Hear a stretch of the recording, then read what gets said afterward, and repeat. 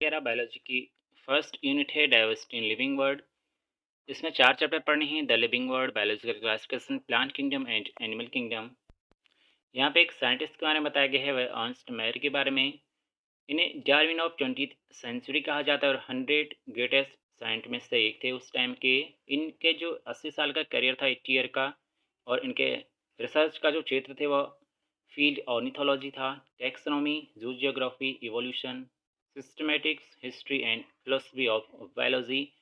इन्हें पायोनियर कहा जाता है, यानी कि जो मेन एक्सेप्टेड डेफिनेशन है बायोलॉजिकल स्पीसीज की, तो ये अर्नस्ट मेयर ने दी थी और इन्हें 3 प्राइज़ मिले थे, जिन्हें ट्रिपल क्राउन ऑफ बायोलॉजी कहा जाता है। जैसे बाजन प्राइज़ 1983 में, इंटरनेशनल प्राइज फॉर बायोलॉजी 1994 में और कारफोर्ड प्राइज़ 1999 में।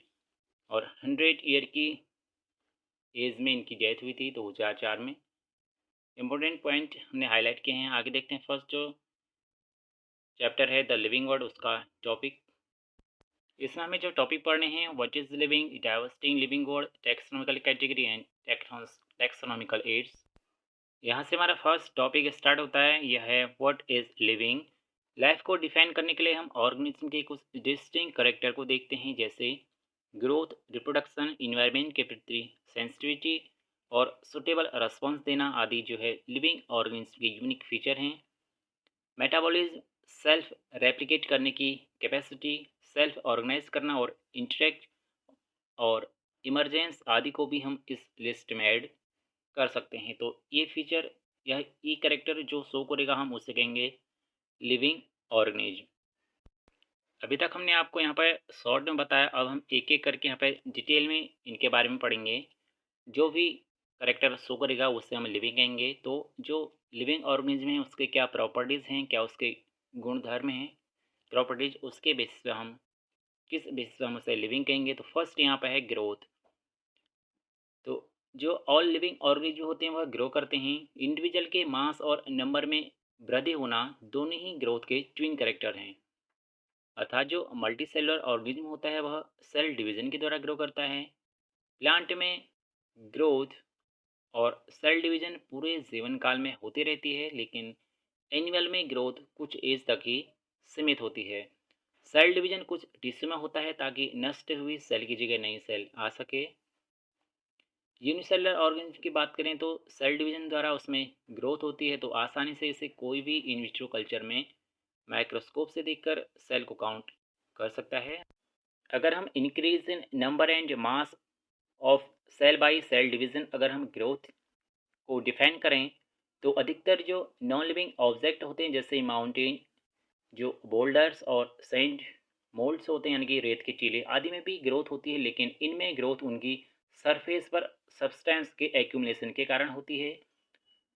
लिविंग ऑर्गेनिज्म में ग्रोथ अंदर की ओर से होती है, इसलिए ग्रोथ को लिविंग ऑर्गेनिज्म की डेफिनिट प्रॉपर्टी नहीं मान सकते, क्योंकि यह लिविंग और नॉन लिविंग में दोनों होती है। अंतर इतना है, दोनों में होती है। अंतर इतना है कि जो नॉन लिविंग ऑब्जेक्ट होते हैं उनमें बाहर की ओर से होते हैं, लेकिन लिविंग ऑब्जेक्ट में अंदर की ओर से। तो यह जो डिफाइनिंग प्रॉपर्टीज़ है यह नहीं है लिविंग की, ठीक है, क्योंकि यह दोनों में होती है, लिविंग और नॉन लिविंग में। नेक्स्ट कैरेक्टरिस्टिक फीचर है रिप्रोडक्शन। जो टर्म रिप्रोडक्शन है, यानी कि इसे जनन कहते हैं, यह कैरेक्टरिस्टिक फीचर है लिविंग ऑर्गेनिज्म का, चाहे यूनिसेलुलर ऑर्गेनिज्म हो या मल्टीसेलुलर ऑर्गेनिज्म, ठीक है। अगर हम बात करें मल्टीसेलुलर ऑर्गेनिज्म, तो उसमें रिप्रोडक्शन का मतलब अपनी प्रोजेनी यानी कि संतान को उत्पन्न करना है, जिसके अधिक या कम फीचर पेरेंट से मिलते हैं। जो रिप्रोडक्शन होता है यानी कि जनन, यह मुख्य रूप से दो प्रकार का होता है, ए सेक्चुअल और सेक्चुअल। सेक्सुअल रिप्रोडक्शन में दो पेरेंट्स की आवश्यकता होती है और ए सेक्सुअल रिप्रोडक्शन एक ही पेरेंट्स के द्वारा हो जाता है। बहुत सारे जो ऑर्गेनिज्म होते हैं, अर्थात जो जीव होते हैं, जीव जंतु में दो प्रकार का रिप्रोडक्शन होता है, एसेक्सुअल और सेक्सुअल। जो सेक्सुअल रिप्रोडक्शन होता है इसमें दो पेरेंट्स की आवश्यकता होती है और एसेक्सुअल रिप्रोडक्शन में एक ही पेरेंट्स के द्वारा हो जाता है। जो सिंगल सेल्ड ऑर्गेनिज्म हैं या जिन्हें यूनिसेलुलर ऑर्गेनिज्म कहा जाता है, उनमें ग्रोथ और रिप्रोडक्शन शब्दों का उपयोग करना स्पष्ट नहीं है, क्योंकि हम उनमें नहीं बता सकते कि इनमें जो ग्रोथ हो रही है रिप्रोडक्शन, क्योंकि वह सिंगल एक ही सेल के द्वारा सब कुछ होता है उनमें। कुछ ऑर्गेनिज्म रिप्रोडक्शन नहीं करते, जैसे mule, sterile worker bee, infertile human couple etcetera. तो इस प्रकार जो रिप्रोडक्शन है वह लिविंग का डिफाइनिंग फीचर नहीं हो सकता, क्योंकि कुछ लिविंग होने के बावजूद भी रिप्रोडक्शन नहीं करते हैं। नेक्स्ट कैरेक्टरिस्टिक फीचर है लिविंग का, वह है मेटाबॉलिज्म। सभी लिविंग ऑर्गेनिज्म केमिकल से बने होते हैं, और केमिकल जो है छोटे बड़े विभिन्न क्लासेज, साइज और फंक्शन आदि वाले होते हैं। ये लगातार बनते रहते हैं और अन्य बायोमॉलिक्यूल्स में बदलते हैं और उनका निर्माण करते हैं। इसलिए जो टोटल केमिकल रिएक्शन होती है वह लिविंग ऑर्गेनिज्म के इनसाइड होती है। अर्थात चाहे वह जीव यूनिसेलुलर हो या मल्टीसेलुलर, सभी में ये रिएक्शन, मेटाबॉलिक रिएक्शन साथ साथ चलती रहती हैं सभी लिविंग ऑर्गेनिज्म में। इसीलिए यह डिफाइनिंग फीचर है लिविंग ऑर्गेनिज्म का। सभी प्लांट हो चाहे एनिमल हो, फंजाई या माइक्रोब्स, जितने भी ऑर्गेनिज्म होते हैं उन सभी में मेटाबॉलिज्म पाया जाता है। हमारे शरीर में होने वाले सभी केमिकल रिएक्शन के योग को मेटाबॉलिज्म कहते हैं, और नॉन लिविंग ऑब्जेक्ट में यह नहीं होती। मेटाबॉलिक रिएक्शन को शरीर के बाहर सेल फ्री सिस्टम में भी प्रदर्शित कर सकते हैं। ऑर्गेनिज्म की बॉडी के बाहर टेस्ट ट्यूब में होने वाली आइसोलेटेड मेटाबॉलिक रिएक्शन न तो लिविंग है और न ही नॉन लिविंग। मेटाबॉलिज्म को बिना एक्सेप्शन के सभी लिविंग ऑर्गेनिज्म का डिफाइनिंग फीचर मान सकते हैं। टेस्ट ट्यूब में यानी कि इनविट्रो में होने वाली isolated metabolic reaction living thing नहीं होती है, लेकिन वास्तव में यह लिविंग रिएक्शन होती है। इससे पहले हमने आपको ग्रोथ और रिप्रोडक्शन के बारे में बताया, लेकिन उनके एक्सेप्शन थे। कुछ नॉन लिविंग में भी वह कैरेक्टर शो हो रहे थे, तो वह उनका डिफाइनिंग फीचर नहीं था लिविंग ऑर्गेनिज्म का। लेकिन जो मेटाबॉलिज्म है यह डिफाइनिंग फीचर है लिविंग ऑर्गेनिज्म का, क्योंकि यह नॉन लिविंग में नहीं होता। नेक्स्ट कैरेक्टरिस्टिक फीचर है सेलुलर ऑर्गेनाइजेशन। जो ऑर्गेनिज्म होता है वह एक या एक से अधिक सेल से मिलकर बना होता है। वे जीव जो केवल एक सेल से मिलके बने होते हैं उन्हें सिंगल सेल्ड ऑर्गेनिज्म या एक कोश के जीव कहते हैं, और जो एक से अधिक कोशिकाओं से मिलके बने होते हैं उन्हें मल्टी सेलुलर ऑर्गेनिज्म कहा जाता है। तो जो सेलुलर ऑर्गेनाइजेशन है यह लाइफ फॉर्म का डिफाइनिंग फीचर है, क्योंकि वह जीव एक कोशिकीय हो या बहुकोश के कोशिका से मिलके बना होता है। तो अभी तक हमने जितने कैरेक्टर डिस्कस किए उनमें growth, reproduction, metabolism, cellular organisation, 4 character discuss किए जो लाइफ फॉर्म के होते हैं। उनमें से 2 नॉन डिफाइनिंग फीचर थे, ग्रोथ और रिप्रोडक्शन, और थर्ड जो मेटाबॉलिज्म था वह डिफाइनिंग फीचर था, और फोर्थ सेलुलर ऑर्गेनाइजेशन भी लिविंग ऑर्गेनिज्म का डिफाइनिंग फीचर है। अर्थात जो नॉन लिविंग ऑर्गेनिज्म होते हैं उनमें कोई सेलुलर ऑर्गेनाइजेशन नहीं होता। नेक्स्ट है consciousness.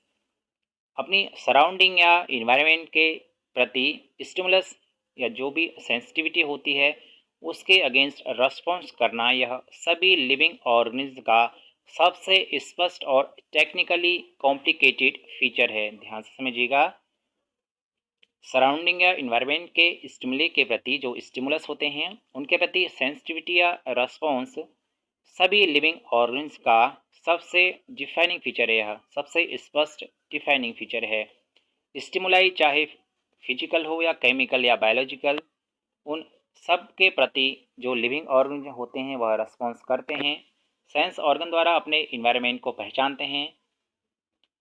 Plant light, water, temperature और कुछ जीव पॉल्यूटेंट आदि जैसे एक्सटर्नल फैक्टर के प्रति रेस्पॉन्स दिखाते हैं। जो प्लांट होते हैं वह लाइट, वाटर, टेम्परेचर और बहुत सारे पॉल्यूटेंट के प्रति, एक्सटर्नल फैक्टर के प्रति जो है रेस्पॉन्स दिखाते हैं। सभी लिविंग ऑर्गेनिज्म चाहे वह प्रोकैरियोटिक हो या यूकैरियोटिक, इन्वायरमेंटल संकेतों को सेंस करते हैं। प्लांट और एनिमल दोनों में फोटोपैरियोटिज्म सीजनल ब्रीडर में रिप्रोडक्शन को प्रभावित करते हैं। सभी ऑर्गेनिज्म बॉडी में प्रवेश करने वाले केमिकल को हैंडल करते हैं, इसलिए ऑर्गेनिज्म अपने सराउंडिंग से अवगत रहते हैं। मानव ही केवल ऐसा ऑर्गेनिज्म है जिसमें सेल्फ कॉन्शियसनेस होती है। सेल्फ कॉन्शियसनेस अर्थात खुद को समझना, अवेयर ऑफ हिमसेल्फ। इस प्रकार कॉन्शियसनेस लिविंग ऑर्गेनिज्म की डिफाइनिंग प्रॉपर्टीज है। अब नेक्स्ट टॉपिक है डाइवर्सिटी इन लिविंग वर्ल्ड। हमारे आसपास ऑर्गेनिज्म की बहुत सारी वैरायटी पाई जाती हैं। लिविंग वर्ल्ड में बहुत डाइवर्सिटी यानी कि विविधताएं पाई जाती हैं। पृथ्वी पर पाए जाने वाले विभिन्न प्रकार के और ऑर्गेनिज्म को हम मिलाकर बायोडाइवर्सिटी कहते हैं। अभी तक लगभग 1.7 से 1.8 मिलियन यानी कि 17 से 18 लाख स्पीसीज को डिस्क्राइब किया जा चुका है। तो आप बायोडाइवर्सिटी का मतलब समझ गए होंगे। Number and types of organism present on earth is called biodiversity. ठीक है, विभिन्न प्रकार के जो जीव जंतु होते हैं उनकी वैरायटी को या उनकी डाइवर्सिटी को बायोडाइवर्सिटी कहा जाता है। नेक्स्ट जो अगला टॉपिक है वो है टैक्सोनॉमी। कैरेक्टरिस्टिक के आधार पर सभी लिविंग ऑर्गेनिज्म को डिफरेंट टैक्सा में क्लासिफाई करने के प्रोसेस को टैक्सोनॉमी कहते हैं।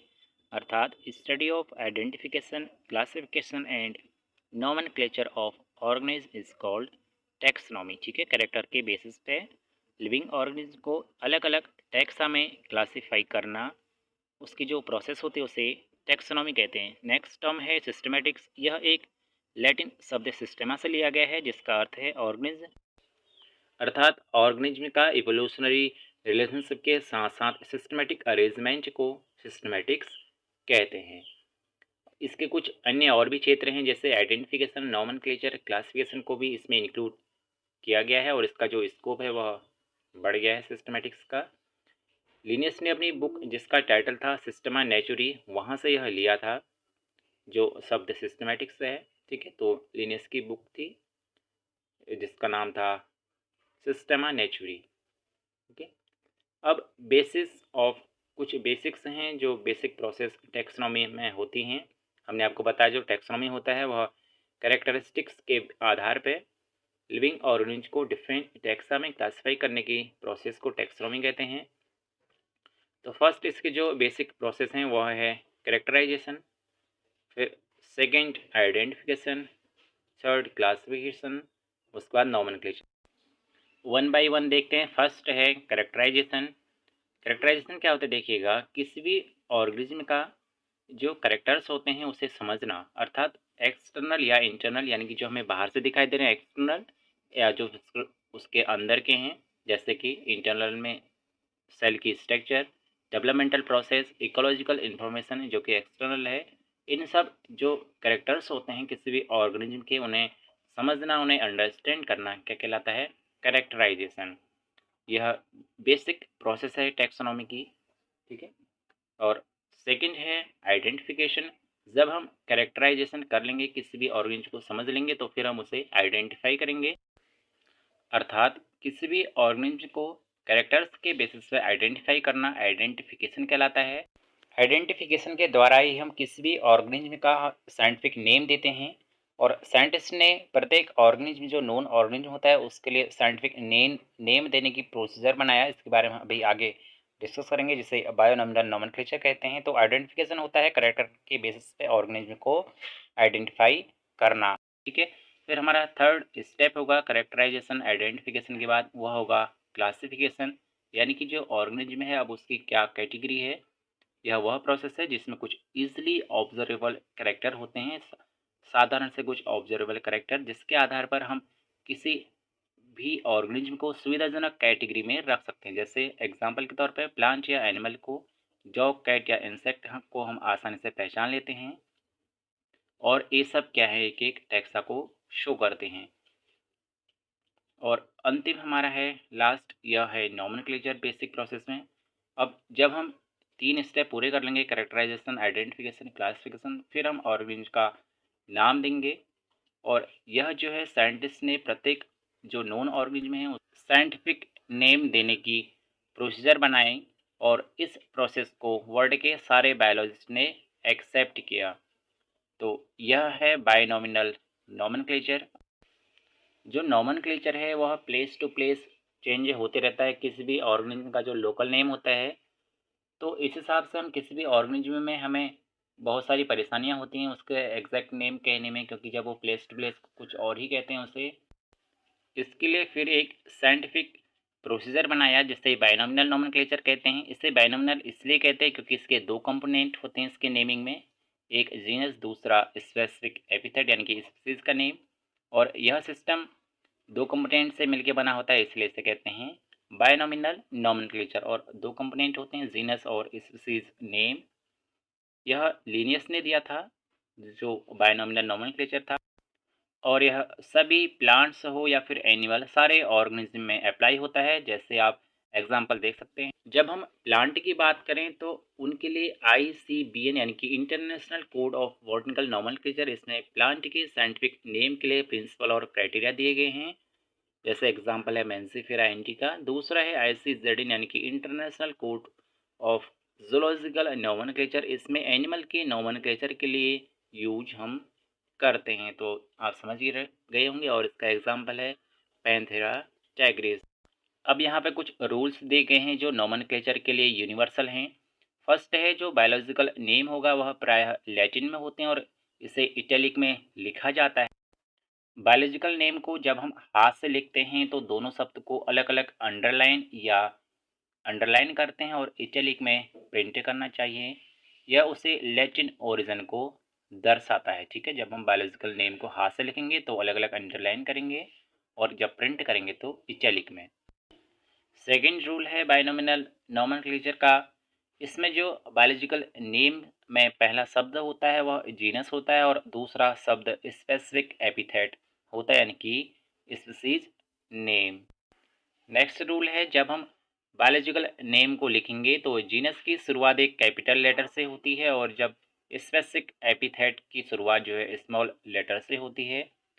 ठीक है, जब हम जीनस का नाम लिखेंगे तो वह कैपिटल लेटर से लिखेंगे और स्पीसीज का नाम स्मॉल लेटर से। ये इसके रूल्स हैं, जो बायनॉमिनल नॉमेनक्लेचर वह हमेशा ऐसे ही लिखा जाता है। और जो ऑथर का नेम होता है वह संक्षिप्त में लिखा जाता है, एब्रिविएट फॉर्म में। और यह एंड में जो बायोलॉजिकल नेम होता है उसके लास्ट में लिखा जाता है। ठीक है, जो बायोलॉजिकल नेम होता है उसके अंत में ऑथर का नाम लिखते हैं, जैसे, और इसे शॉर्ट फॉर्म यानी कि एब्रिविएशन में लिखा जाता है, शॉर्ट फॉर्म में। ठीक है, जैसे एग्जांपल आप यहाँ देख सकते हैं, होमो सेपियंस लिन और मेंसिफेरा इंडिका लिन लिखा है।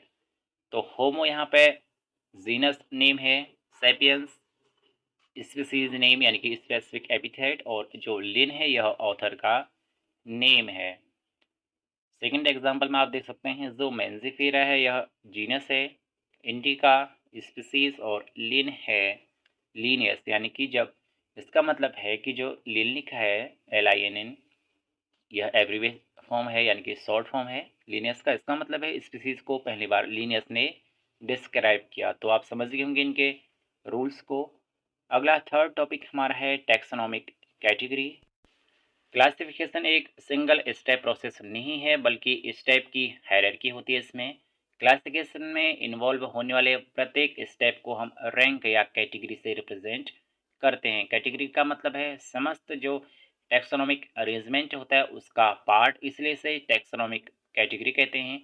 सभी कैटेगरी साथ मिलकर टैक्सोनॉमिक हायरार्की बनाती हैं, और प्रत्येक कैटेगरी क्लासिफिकेशन के यूनिट को रिप्रेजेंट करती है और वास्तव में एक रैंक को यह रिप्रेजेंट करती है, जिसे प्रायः टैक्सॉन कहते हैं। जब हम इसे सिंगुलर कहेंगे तो टैक्सॉन कहते हैं, और प्लूरल में इसे टैक्सा कहा जाता है। A group of organisms occupy a particular category is called taxon, यानी कि ऑर्गेनिज का समूह जो एक पर्टिकुलर कैटेगरी में होता है उसे टैक्सॉन कहते हैं। ठीक है, जैसे एग्जांपल है मैमेलिया, ये सब क्या हैं, टैक्सा हैं। अब प्रत्येक जो टैक्सोनॉमिकल कैटेगरी है उसके बारे में हम देखेंगे। फर्स्ट है स्पीसीज। स्पीसीज हम उससे कहेंगे जो क्लोजली रिलेटेड ऑर्गेनिज्म होंगे, उसके समूह को, जो आपस में इंटरब्रीड कर सकेंगे और फर्टाइल ऑफस्प्रिंग यानी कि जो अपने बच्चे या संतान उत्पन्न वह कर सकेंगे, आपस में इंटरब्रीड कर सकेंगे, और उनके समूह को जो क्लोजली रिलेटेड समूह होगा उसे स्पीसीज कहा जाता है। ठीक है, और इसमें इस ग्रुप में फंडामेंटल सिमिलरिटीज होती हैं, और यह लोएस्ट कैटेगरी है। ठीक है, सबसे लोएस्ट कैटेगरी है स्पीसीज, और इसमें इंडिविजुअल ऑर्गेनिज्म का ग्रुप शामिल होता है जिसमें बेसिक या फंडामेंटल सिमिलरिटीज होती हैं। जैसे आप यहाँ पर टेबल देख सकते हैं, कॉमन नेम, जेनेरिक नेम और स्पेसिफिक एपिथेट है। तो जो स्पीसीज नेम है वो लास्ट में दिया गया है, जैसे मैंगो का Mangifera indica, potato Solanum tuberosum, जितने भी आपको यहाँ दिए गए हैं, जैसे नेट सेड है, tomato, brinjal, lion, tiger, leopard, modern man, इन सब का स्टार्टिंग का जो नेम है वह जेनेरिक नेम है, यानी कि जीनस का नेम। अभी हम आगे देखेंगे जीनस के बारे में। और उसके बाद जो आपको ये लास्ट में दिखाई दे रहा है, यह स्पेसिफिक एपिथेट यानी कि इस स्पीसीज का नेम। और यह क्लोजली रिलेटेड ऑर्गेनिज्म का ग्रुप है, ठीक है, जो आपस में इंटरब्रीड कर सकते हैं और फर्टाइल ऑफस्प्रिंग जो है उत्पन्न कर सकते हो पैदा।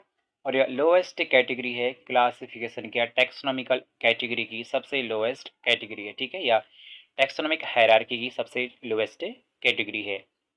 जो टैक्सोनॉमिकल हायरार्की होते हैं वो आपस में मिलकर टैक्सोनॉमिकल कैटेगरी बनाते हैं। तो आप यहाँ देख सकते हैं जितने भी एग्जाम्पल दिए गए हैं अंतिम में, ये इनके स्पीसीज के नेम हैं। आगे देखिएगा, जैसे मानव का स्पेसिफिक जो साइंटिफिक नेम है वह होमो सेपियंस है, आपको ये याद रखना है, होमो सेपियंस, सेपियंस से कहते हैं। नेक्स्ट जो टैक्सोनॉमिकल कैटेगरी है वह जीनस है। जीनस में रिलेटेड स्पीसीज के ग्रुप को हम जीनस कहते हैं, ठीक है, रिलेटेड स्पीसीज के ग्रुप को हम जीनस कहेंगे, जिसमें स्पीसीज के कैरेक्टर अन्य जेनेरा में स्थित स्पीसीज की तुलना में समान होते हैं। क्लोजली रिलेटेड स्पीसीज के ग्रुप को जेनेरा कहते हैं, जैसे पोटैटो तथा ब्रिंजल दो डिफरेंट स्पीसीज हैं लेकिन दोनों का जीनस सोलेनम है। ध्यान से समझिएगा, जैसे पोटैटो है इसे सोलेनम ट्यूबरोसम कहते हैं, और नेक्स्ट है ब्रिंजल, टोमेटो यानी कि सोलेनम लाइकोपर्सिकॉन, और ब्रिंजल थर्ड। ये अलग अलग जो है जीनस हैं, ठीक है, जैसे पोटैटो सोलेनम है, टोमेटो ये भी सोलेनम और ब्रिंजल भी सोलेनम, लेकिन यह इनका जीनस सेम है, बल्कि इनकी जो स्पीसीज है वह अलग अलग है। जैसे पोटैटो की है ट्यूबरोसम, टोमेटो की लाइकोपर्सिकॉन और ब्रिंजल की मेलनजीना। सेकेंड एग्जाम्पल आप जीनस का देख सकते हैं, यह है पैंथेरा। फर्स्ट हमने जीनस सोलिनम का देखा और सेकंड है जीनस पैंथेरा का। इसमें लायन, लियोपार्ड और टाइगर तीन आते हैं, इनका जीनस सेम है, ठीक है, पैंथेरा है सभी का। जैसे जो लायन है इसका जीनस है पैंथेरा और इससे लियो, और लियोपार्ड का है पैंथेरा पार्डस, और टाइगर का है पैंथेरा टाइग्रिस, ठीक है, जो इनका जीनस सेम है लेकिन स्पीसीज अलग अलग। नेक्स्ट एग्जांपल आप देख सकते हैं जीनस फेलिस का। इसमें हाउस कैट और जंगल कैट दोनों आती हैं, इनका फेलिस जो जीनस है वह सेम है लेकिन स्पीसीज अलग अलग है, ठीक है। तो आप समझ गए होंगे, हमने जीनस, स्पीसीज और जीनस दो कैटेगरी के बारे में देख लिया। और थर्ड हम देखते हैं फैमिली। इसमें क्लोजली रिलेटेड जीनस के ग्रुप आते हैं, अर्थात क्लोजली रिलेटेड जीनस के ग्रुप को हम फैमिली कहेंगे। इसमें जीनस और स्पीसीज की तुलना में कम समानताएं होती हैं, कम सिमिलरिटीज़ होती हैं। प्लांट के वेजिटेटिव रिप्रोडक्टिव फीचर के आधार पर फैमिली को कैरेक्टराइज किया जाता है, ठीक है। जैसे प्लांट में तीन डिफरेंट जेनरा हैं, सोलेनम, पिटूनिया और धतुरा, इनको फैमिली सोलेनेसी में रखा गया है। ध्यान से समझिएगा, सोलेनेसी। और नेक्स्ट अगर हम बात करें एनिमल की, तो इसमें पैंथेरा जिसमें लायन, टाइगर, लियोपार्ड आते हैं, उनको जीनस फेलिस जिसमें कैट आता है उसके साथ एक ही फैमिली फेलिडी में रखा गया है। आप समझ रहे होंगे, जैसे हमने आपको बताया प्लांट के केस में वेजिटेटिव और रिप्रोडक्टिव फीचर के आधार पर जो फैमिली है उसको कैरेक्टराइज किया गया है, और इसमें सोलेनम, पिटूनिया और धतुरा आते हैं। और इनकी जो आपको दिखाई दे रहा है जीनस सोलेनम है, जीनस धतुरा और जीनस पिटूनिया, इन तीनों की जो फैमिली है वह एक ही है, फैमिली सोलेनेसी। नेक्स्ट जो हमने आपको बताया एनिमल का एग्जांपल, तो इसमें जो फैमिली फेलिडी है इसमें एक जीनस पैंथेरा है। पैंथेरा के अंदर लायन, टाइगर, लियोपार्ड तीनों ही आते हैं और इनका जो जीनस है वो पैंथेरा है। नेक्स्ट जो जीनस फेलिस है कैट, इसके साथ इन दोनों को यानी कि जीनस पैंथेरा और जीनस फेलिस, इन दोनों को एक ही फैमिली फेलिडी में रखा गया है। तो आप समझ सकते हैं फैमिली क्या है, यह क्लोजली रिलेटेड जीनस का ग्रुप है, ठीक है। नेक्स्ट हम जो कैटेगरी देखते हैं टैक्सोनॉमिकल कैटेगरी, वो है ऑर्डर। आप देखिएगा, जैसे कि हमने आपको पहले ही बताया कैटेगरी, जैसे स्पीसीज, जीनस तथा फैमिली इसमें सिमिलर कैरेक्टर पर आधारित है, तो इसमें भी जो ऑर्डर है यह अन्य हायर कैटेगरी की पहचान एग्रीगेट कैरेक्टर के आधार पर इसे हम करते हैं। इसमें कुछ सिमिलर कैरेक्टर वाली फैमिली के ग्रुप को ऑर्डर कहा जाता है। आप यहाँ एग्जाम्पल के द्वारा समझ सकते हैं, जैसे प्लांट फैमिली हैं, एग्जाम्पल है कॉन्वोल्यूनेसी, सोलेनेसी। इनको मुख्यतः जो है फ्लोरल कैरेक्टर के आधार पर ऑर्डर पॉलीमोनियल्स में रखा गया है। और एनिमल की हम एग्जाम्पल की लें तो यहाँ पे जैसे ऑर्डर कार्निवोरा है तो इसमें फैमिली फेलिडी और कैनिडी को रखा गया। आप समझ रहे होंगे जो ऑर्डर है इसमें सिमिलर कैरेक्टर वाली फैमिली को रखा जाता है। ठीक है, सिमिलर कैरेक्टर वाली फैमिली के ग्रुप को हम ऑर्डर कहते हैं। और एग्जाम्पल हमने आपको बताया प्लांट के केस में कॉन्वोल्यूनेसी और सोलेनेसी को, ये फैमिली हैं प्लांट की। इनको मुख्यतः फ्लोरल कैरेक्टर के आधार पर ऑर्डर पॉलीमोनियल्स में रखा गया है। और नेक्स्ट एग्जाम्पल जो हमने आपको बताया एनिमल का, यह है कार्निवोरा ऑर्डर, और इसमें फेलिडी और कैनिडी दोनों फैमिलियों को रखा गया है ऑर्डर कार्निवोरा के अंदर। ठीक है, नेक्स्ट हमने जो टैक्सोनॉमिकल कैटेगरी पढ़ना है वो है क्लास। इसमें क्लोजली रिलेटेड ऑर्डर के ग्रुप होते हैं, इनको हम क्लास कहते हैं। जैसे मैमेलिया क्लास में ऑर्डर कार्निवोरा तथा ऑर्डर प्राइमेटा आदि रखे जाते हैं। ऑर्डर प्राइमेटा में मोंकी, गोरिल्ला और गिब्बन को रखा गया है। और ऑर्डर कार्निवोरा में टाइगर, कैट और डॉग आते हैं। क्लास मैमेलिया में और भी ऑर्डर आते हैं। ठीक है, और अगर हम प्लांट का एग्जांपल लें तो क्लास डाइकोटिलिडन में ऑर्डर पॉलीमोनियल्स और ऑर्डर सेपेंडिल्स दोनों ही क्लास डाइकोटिलिडन में आते हैं। यह प्लांट का एग्जांपल है। अगर हम मैमेलिया की बात करें तो जो मैमेलिया है इसमें ऑर्डर प्राइमेटा और ऑर्डर कार्निवोरा इसमें आते हैं। ठीक है, और जैसे कि हमने आपको बताया प्राइमेटा में मोंकी, गोरिल्ला, गिब्बन ये सब आते हैं। और जो ऑर्डर कार्निवोरा है इसमें टाइगर, कैट और डॉग आते हैं। अगली टैक्सोनॉमिकल कैटेगरी है फाइलम या डिवीज़न। क्लास जिसमें एनिमल जैसे कि फिश, एम्फीबियन, रेप्टाइल्स, एप्स तथा मैमल्स आते हैं, इनको नेक्स्ट हायर कैटेगरी फाइलम में रखा गया है। क्लास मैमेलिया के साथ अन्य एनिमल जैसे कि फिश, एम्फीबियन, रेप्टाइल और बर्ड मिलाकर अगली हायर कैटेगरी बनाते हैं, जिसे फाइलम कहते हैं। ये सभी कुछ कॉमन फीचर जैसे नोटोकॉर्ड और डॉर्सल हॉलो न्यूरल सिस्टम को प्रेजेंस की वजह से फाइलम कॉर्डेटा में रखा गया है। हम प्लांट के केस की बात करें तो फ्यू सिमिलर कैरेक्टर वाले क्लास को एक हायर कैटेगरी, इसे डिवीजन कहते हैं, इसमें रखा गया है। आप समझ रहे होंगे जब हम एनिमल की बात करेंगे तो उसे उसमें फाइलम कहते हैं, और प्लांट के केस में डिवीजन। जैसे एंजियोस्पर्म में क्लास डाइकॉट और मोनोकॉट दो क्लास रखे गए हैं, और फाइलम कॉर्डेटा में class amphibian, class reptile, class apps और क्लास मैमल्स। यानी कि यह रिलेटेड क्लास का ग्रुप है जिसे फाइलम एनिमल के केस में और प्लांट के केस में डिवीजन कहा जाता है। ठीक है, तो नेक्स्ट हम देखते हैं, यह है किंगडम। किंगडम टैक्सोनॉमिकल हायरार्की में हाईएस्ट कैटेगरी होती है। सभी एनिमल के विभिन्न फाइलम को किंगडम एनिमेलिया में रखा गया है, और सभी प्लांट के विभिन्न डिवीज़न को किंगडम प्लांटी में रखा गया है। आप समझ रहे होंगे इसे, यह हाईएस्ट कैटेगरी है। ठीक है, टैक्सोनॉमिकल हायरार्की की यह हाईएस्ट कैटेगरी है किंगडम। तो किंगडम प्लांट की हमने आपको बताया, तो इसमें डिवीज़न एंजियोस्पर्मी और डिवीज़न जिम्नोस्पर्मी। और एनिमल की बात करें तो इसमें किंगडम एनिमेलिया में फाइलम कॉर्डेटा और फाइलम ऑर्थोपोडा ये सब एग्जाम्पल हैं। अर्थात जो किंगडम है इसमें विभिन्न प्रकार के फाइलम, अगर हम एनिमल की बात कर रहे हैं तो प्लांट, और जब हम डिवीज़न कहेंगे प्लांट के इसमें फाइलम या डिवीज़न का ग्रुप को किंगडम कहते हैं, और हाईएस्ट कैटेगरी है। अब आप यहाँ पर देख सकते हैं टैक्सोनॉमिकल कैटेगरी जो हायरार्किकल अरेंजमेंट दिखाती है असेंडिंग ऑर्डर में। किंगडम असेंडिंग ऑर्डर यानी कि स्पीशीज से genus, family, order, class, phylum और डिवीज़न, और हाईएस्ट है किंगडम। ठीक है, हाईएस्ट जो टैक्सोनॉमिकल कैटेगरी है। अब यहाँ पे एक टेबल दी गई है जिसमें कुछ ऑर्गेनिज्म इनके टैक्सोनॉमिकल कैटेगरी के हिसाब से दर्शाए गए हैं। जैसे कॉमन नेम है man, house fly, mango, wheat. इनके बायोलॉजिकल नेम मैन के होमोसेपियंस, हाउस फ्लाई मस्का डोमेस्टिका, मैंगो मैंसिफेरा इंडिका और वीट ट्राइटिकम एस्टिवम। जीनस की बात करें मैन का होमो हाउसफ्लाई, मस्का मैंगो का मैंजिफेरा और वीट का ट्रिटिकम। फैमिली मैन की होमिनिडी, हाउसफ्लाई की म्यूसिडी, मैंगो की एनाकार्डियसी और वीट की पोएसी। ऑर्डर की बात करें मैन का प्राइमेटा, हाउसफ्लाई डिप्टेरा, मैंगो सेपेंडेल्स और वीट का पोएल्स।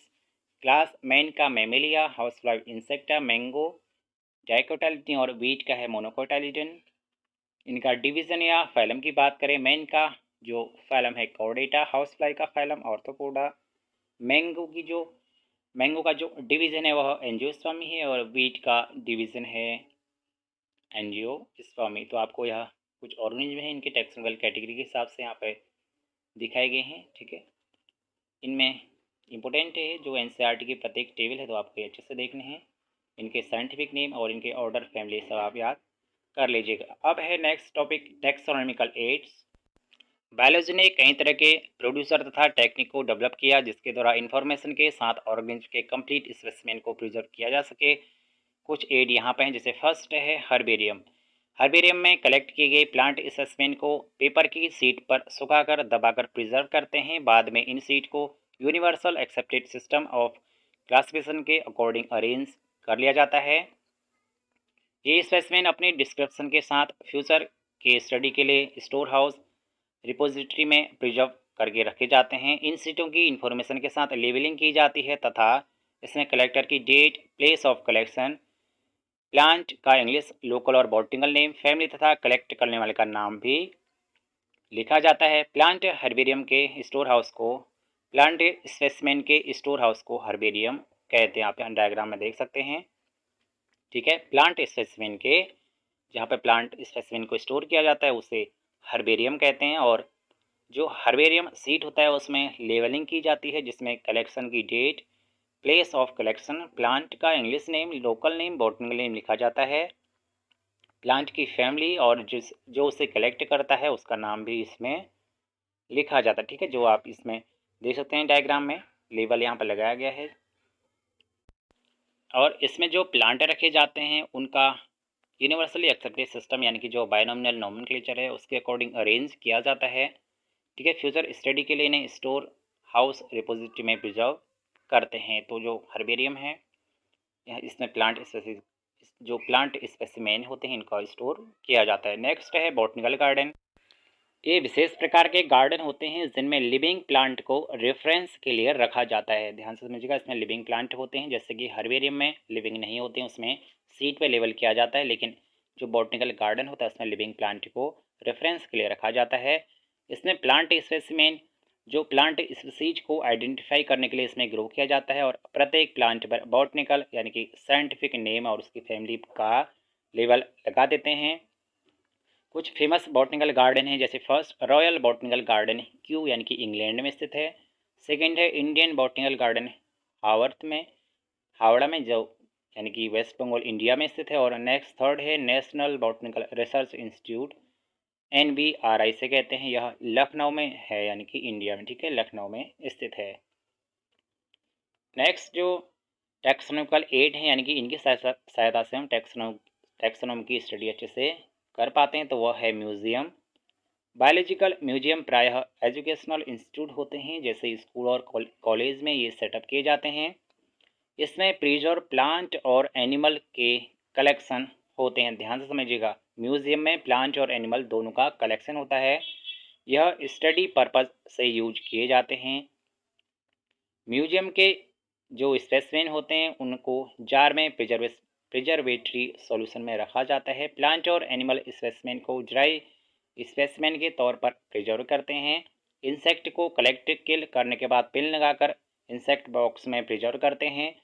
लार्ज एनिमल जैसे बर्ड या मैमल को उनके यूजुअली स्टब यानी कि खाल के अंदर भूसा या रुई भरकर उन्हें प्रिजर्व करते हैं। म्यूजियम में प्रायः एनिमल के स्केलेटन का भी कलेक्शन होता है, ठीक है। जो उनका स्केलेटन होता है वो भी रखे जाते हैं म्यूजियम में।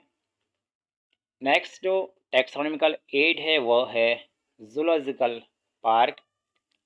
जूलॉजिकल पार्क को हम जो भी कहते हैं, ये वे स्थान हैं जहां वाइल्ड एनिमल को प्रोटेक्ट इन्वायरमेंट में रखते हैं और जहां उसकी फूड हैबिट और बिहेवियर के बारे में अध्ययन करते हैं। इनसे हमें वन्यजीवों की मानव की देखरेख में आहार, प्रकृति तथा व्यवहार को सीखने का अवसर प्राप्त होता है। यथासंभव इसमें सभी एनिमल को उसकी नेचुरल हैबिटेट में रखने की कोशिश की जाती है। बच्चे इसे विजिट करना भी पसंद करते हैं। आप यहाँ देख सकते हैं कुछ डायग्राम, ठीक है, जैसे राइनोसिरस है और एलिफेंट, डक, ये सब इस पे दिखाए गए हैं। लायन जो जूलॉजिकल पार्क होता है उसमें, इसे जू भी कहते हैं, ठीक है, जहाँ पे एनिमल को रखा जाता है, वाइल्ड एनिमल को प्रोटेक्टेड इन्वायरमेंट में रखा जाता है। अगला जो टैक्सोनॉमिकल एज है वह है कि जिसमें सिमिलरिटीज़ और डिसिमिलरिटीज़ के आधार पर प्लांट और एनिमल को आइडेंटिफाई करने के लिए यूज करते हैं। की में कॉन्ट्रास्टिंग करेक्टर के पेयर पर यह आधारित होती है, जिसे कपलेट कहते हैं, ठीक है। कपलेट दो अपोजिट ऑप्शन में चॉइस को रिप्रेजेंट करते हैं। इसमें एक को एक्सेप्ट व दूसरे को रिजेक्ट किया जाता है। की में प्रत्येक स्टेटमेंट को हम लीड कहते हैं, ठीक है, क्या कहते हैं, लीड। प्रत्येक टैक्सोनॉमिकल कैटेगरी जैसे फैमिली, जीनस तथा स्पीसीज के आइडेंटिफिकेशन के लिए सेपरेट की आवश्यकता होती है। आप यहाँ डायग्राम में देख सकते हैं, ठीक है, यहाँ पे जो ब्रांचिंग पैटर्न दिखाया गया है ह्यूमन का, इसमें कुछ क्वेश्चन किए गए हैं जो कि एनालिटिकल हैं, जिसके बेसिस पे हम आइडेंटिफाई कर पाएंगे। जैसे ड्राई स्किन है, यस और नो, ठीक है, नो है तो वह सैलेमिनर कैटेगरी में आएगा, यस है तो फिर हम अगेन क्वेश्चन करेंगे कि उसमें जो है हेयर हैं, अगर हाँ, अगर नहीं है तो वह जो लिजार्ड है उस कैटेगरी में हम एज्यूम कर सकते हैं। नेक्स्ट अगर यस है तो फिर अपोजिट जो थम्स हैं उनके बारे में नो यस, आप यहाँ देख सकते हैं। लास्ट में हमें बाईपेडल है, यानी कि दो पैरों पर चलने वाला, अगर इसका भी हमें आंसर यस मिल रहा तो वह ह्यूमन है, अगर नो है तो वह गिब्बन, आप यहाँ देख सकते हैं, ठीक है। इनकी जो प्रत्येक स्टेटमेंट होते हैं, इन्हें की का जो प्रत्येक स्टेटमेंट होता है इसे लीड कहते हैं, और अपोजिट ऑप्शन जो यहाँ पर दिखाए गए हैं यस और नो, ठीक है, कॉन्ट्रास्टिंग पेयर, जिन्हें कपलेट कहा जाता है। की के जो कॉन्ट्रास्टिंग कैरेक्टर होते हैं ये पेयर पर आधारित होते हैं, जिन्हें कपलेट कहते हैं। और प्रत्येक जो एक को हम एक्सेप्ट करते हैं, दूसरे को रिजेक्ट, यानी कि जो यस होगा उसे हमने एक्सेप्ट किया, अगर नहीं है तो रिजेक्ट कर दिया। और प्रत्येक स्टेटमेंट को लीड कहा जाता है। तो आप समझ गए होंगे जो टैक्सोनॉमिकल एड्स हैं उसमें यह की भी काफ़ी इंपॉर्टेंट है। इसके बेसिस पे हम क्वेश्चन करते हैं और जो ऑर्गेनिज्म है उसे एग्जैक्ट हम आइडेंटिफाई कर पाते हैं क्वेश्चन करके, ठीक है। अपोजिट इसमें दो स्टेटमेंट होते हैं। अगला जो टैक्सोनॉमिकल एड्स है वह है फ्लोरा। देखिए, फ्लोरा का मतलब है कि यह प्लांट से संबंधित है, यानी कि एक्चुअल अकाउंट, यानी किसी प्लांट स्पीसीज के बारे में, उसका हैबिटेट और डिस्ट्रीब्यूशन के बारे में बताता है किसी गिवन एरिया में। ध्यान से समझिएगा, फ्लोरा का मतलब है किसी प्लांट के बारे में कंप्लीट इन्फॉर्मेशन देता है एक पर्टिकुलर एरिया में, और इसमें उसका हैबिटेट और डिस्ट्रीब्यूशन के बारे में जानकारी होती है, ठीक। अगला जो टैक्सोनॉमिकल एड है वह मैनुअल है। देखिए, मैनुअल क्या होता है, किसी भी एरिया में पाए जाने वाले स्पीसीज, इसमें प्लांट या एनिमल किसी भी स्पीसीज के बारे में, ठीक है। जैसे फ्लोरा में पर्टिकुलर प्लांट स्पीसीज के बारे में था, पर्टिकुलर एरिया में उसका डिस्ट्रीब्यूशन और हैबिटेट के बारे में बता रहा था, लेकिन मैनुअल में कंप्लीट इन्फॉर्मेशन होती है किसी भी स्पीसीज के बारे में, ठीक है, चाहे वह प्लांट हो या फिर एनिमल किसी एरिया में। अब है मोनोग्राफ। मोनोग्राफ में क्या होता है, एक ही टैक्सा के बारे में, एक ही टैक्सोन के बारे में कंप्लीट इन्फॉर्मेशन होगा, ठीक है, मोनोग्राफ में। और लास्ट है कैटलॉग। इसमें अल्फ़ाबेटिकल लिस्ट होती है स्पीसीज की, जिसके बेसिस पर हम उसे कैरेक्टराइज करते हैं, आइडेंटिफाई करते हैं और उसके बारे में हमें इंफॉर्मेशन मिलती है, कैटलॉग, ठीक है। फ्लोरा के बारे में हमें प्लांट स्पीसीज के बारे में जानकारी मिलती है जो कि एक पर्टिकुलर एरिया में होती है। मैनुअल कंप्लीट इन्फॉर्मेशन होती है किसी स्पीसीज की जो एक पर्टिकुलर एरिया में पाई जाती है, चाहे प्लांट हो या फिर एनिमल। मोनोग्राफ में कंप्लीट इन्फॉर्मेशन होती है एक टैक्सोन की, और कैटलॉग में अल्फ़ाबेटिकली लिस्ट होती है स्पीसीज की, और जिसके बारे में हम यह आइडेंटिफाई करते हैं, ठीक है। उसकी जो लिस्ट होती है अल्फ़ाबेटिकली अरेंज्ड होंगे उसके कैरेक्टर जो भी उसकी आइडेंटिफिकेशन है, ठीक है। तो हमारा चैप्टर यहाँ पे कंप्लीट हुआ। मिलते हैं नेक्स्ट चैप्टर में, और विद इन 40 मिनट हमने यह कंप्लीट किया चैप्टर। पहले हम कंप्लीट चैप्टर को 11th और 12th जो है एनसीईआरटी बेस्ड कंप्लीट करेंगे, उसके बाद फिर क्वेश्चन सीरीज स्टार्ट करेंगे।